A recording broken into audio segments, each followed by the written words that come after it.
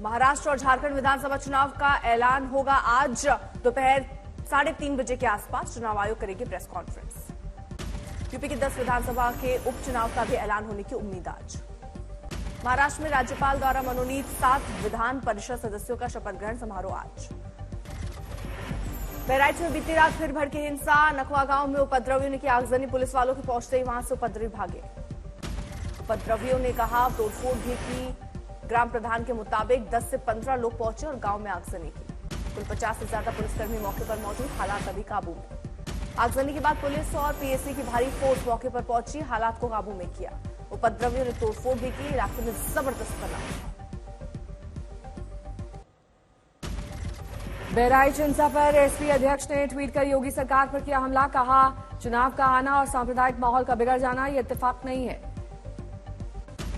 JBC की बैठक का सभी विपक्षी सांसदों ने किया बहिष्कार। प्रेजेंटेशन के दौरान खड़गे पर लगा आरोप, लोकसभा स्पीकर पर लिखेंगे चिट्ठी। छत्तीसगढ़ के सूरजपुर में प्रधान आरक्षक की पत्नी और बेटी की हत्या। घटना के बाद लोगों ने आक्रोश। आरोपी के घर को किया आग के हवाले। प्रधान आरक्षक की पत्नी और बेटी की हत्या की जांच करने गई पुलिस और एसडीएम को आक्रोशित लोगों ने मारपीट कर भगाया। उपद्रवियों से जान बचाकर भागे अधिकारी। हादसे पर पूर्व मंत्री टीएस सिंहदेव का ट्वीट कर लिखा छत्तीसगढ़ में अपराधी निडर हैं। ऐसा लगता है कि उन्हें प्रशासन का कोई डर नहीं है या फिर प्रशासन उनके समर्थन में है।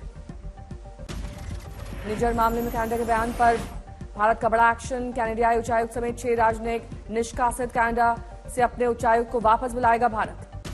विदेश मंत्रालय ने कनाडा के बयान को बेतुका करार देते हुए किया खारिज। भारतीय विदेश मंत्रालय ने सभी कनाडियाई राजनयिकों को 19 अक्टूबर तक भारत छोड़ने के लिए कहा।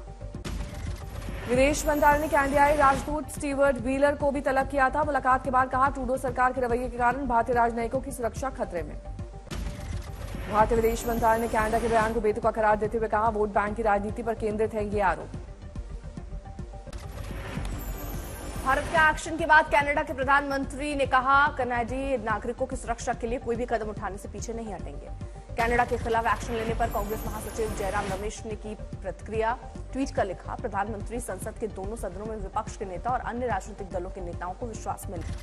बहराइच हिंसा को लेकर एक्शन में योगी सरकार। सोशल मीडिया पर फैल रही अफवाहों को रोकने के लिए हिंसा प्रभावित इलाकों में इंटरनेट सेवा बंद।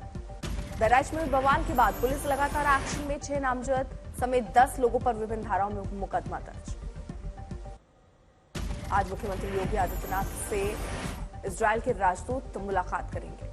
जम्मू कश्मीर में उमर अब्दुल्ला 16 अक्टूबर को लेंगे मुख्यमंत्री पद की शपथ। अनुच्छेद 370 हटने के बाद पहली बार बनेगी सरकार। जम्मू कश्मीर के उपराज्यपाल मनोज सिन्हा ने उमर अब्दुल्ला को सरकार बनाने के लिए किया आमंत्रित। सुबह 11:30 बजे श्रीनगर में होगा शपथ ग्रहण।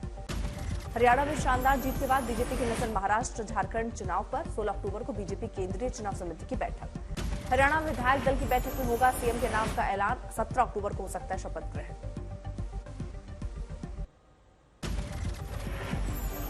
आज पाकिस्तान के इस्लामाबाद में आयोजित एससीओ बैठक में शामिल होंगे भारतीय विदेश मंत्री डॉक्टर एस जयशंकर। 2 दिवसीय बैठक में कई अहम मुद्दों पर होगी चर्चा। महाराष्ट्र में आज महायुति गठबंधन सीट शेयरिंग को लेकर कर सकता है घोषणा। दोपहर 2:30 बजे सीएम एकनाथ शिंदे अन्य नेताओं के साथ करेंगे घोषणा। मनी लॉन्ड्रिंग मामले में सजा काट रहे सत्येंद्र जैन पर आज आ सकता है बड़ा फैसला। राहुल गांधी कोर्ट में उनकी जमानत याचिका पर सुना सकती है फैसला। दिल्ली कोर्ट आज इंजीनियर राशिद की जमानत याचिका पर सुनाएगा फैसला। टेरर फंडिंग का है इंजीनियर राशिद पर आरोप। खाने में थूकने जैसी घटनाओं को लेकर यूपी सरकार सख्त। इसकी रोकथाम के लिए लाने जा रही है नया कानून। चुनाव को लेकर आया शरद पवार का बयान चाहे 84 साल का हो जाऊं या फिर 90 का, ये बूढ़ा आदमी तब तक नहीं रुकेगा जब तक महाराष्ट्र को सही रास्ते पर नहीं ले जाता है।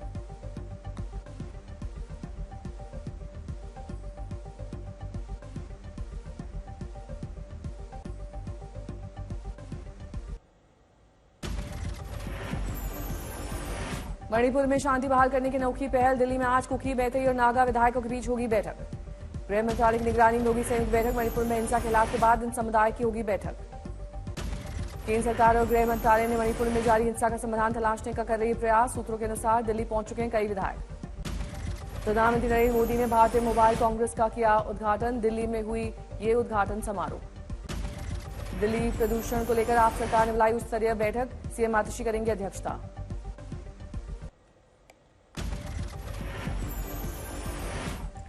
राष्ट्रपति मुर्मू का अल्जीरिया में गर्मजोशी से हुआ स्वागत। वहां के राष्ट्रपति से द्विपक्षीय संबंधों पर हुई वार्ता।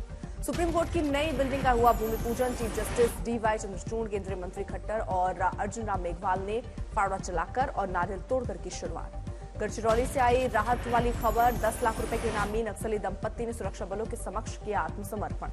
अमृतसर के गांवों में ग्राम पंचायत की वोटिंग। शाम 4 बजे तक गांवों में मतदान। करीब 1056 बूथों पर वोटिंग। जमशेदपुर में एम्बुलेंस कर्मी और आंगनबाड़ी सेविकाओं की हड़ताल। वेतन भुगतान को लेकर जिला उपायुक्त कार्यालय पर धरना प्रदर्शन और नारेबाजी।